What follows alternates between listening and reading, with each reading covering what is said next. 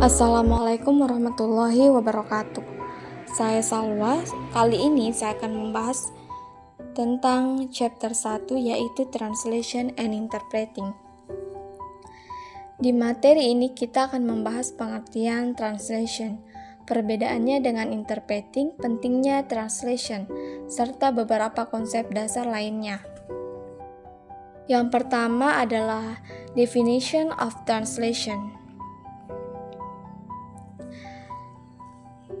Translation is the process of changing a language from one language into another while maintaining the same meaning. Jadi, translation adalah proses mengubah bahasa dari satu bahasa ke bahasa lain dengan tetap mempertahankan makna yang sama. Focus on meaning, not just word. The message must be clear for target readers. Jadi di sini yang paling penting bukan hanya mengganti kata-kata, tapi bagaimana pesan dari bahasa sumber bisa dipahami dengan baik. Selanjutnya, translation versus interpreting. Perbedaan antara translation dan interpreting. Translation is written form, takes more time, focus on accuracy, and interpreting is spoken form dan instantly requires quick response.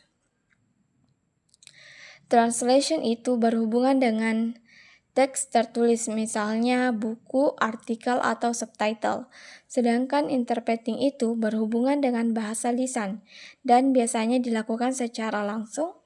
Jadi singkatnya translator itu menulis, sedangkan interpreter itu berbicara. Next, importance of translation.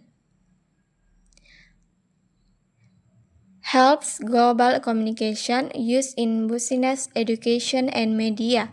Not everyone understands English. Translation connects people from different language.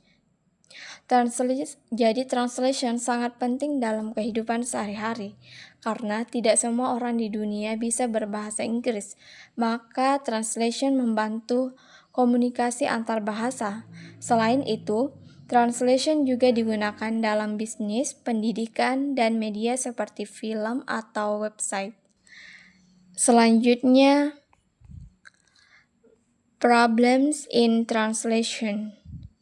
Literal translation can be confusing, must consider context and meaning, use natural and appropriate language. Dalam translation juga ada beberapa masalah, salah satunya adalah terjemahan literal. Kalau kita menerjemahkan kata per kata, hasilnya bisa terdengar aneh atau sulit dipahami. Oleh karena itu, translator harus memperhatikan konteks dan makna agar hasil terjemahan lebih natural. Selanjutnya, characteristic of a good translator. Mastery of two language, understanding of culture, good writing skills, ability to choose appropriate words. Seorang translator yang baik harus menguasai bahasa sumber dan bahasa target. Selain itu juga harus memahami budaya karena bahasa sangat berkaitan dengan budaya.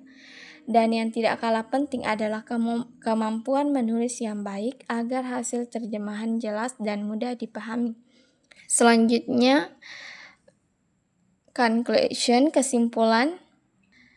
Translation is an important process to deliver message from one language to another clearly and accurately.